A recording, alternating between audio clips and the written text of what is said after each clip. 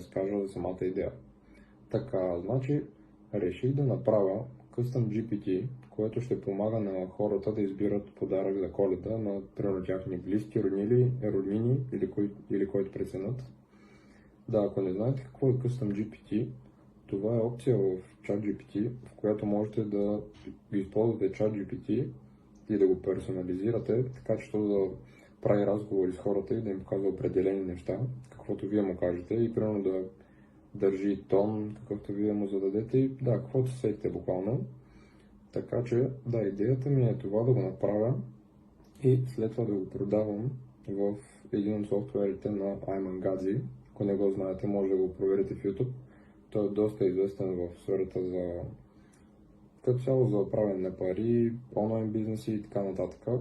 Той наскоро стана купувач в един софтуер, който се казва LOP и там помагат на хора да продават всякакви видове услуги и каквото сетите, дали физически продукти, услуги, дигитални продукти и каквото и да е. И оттам доста лесно може да се продава това нещо, което аз ще направя. И също хубавото е, че е безплатно и буквално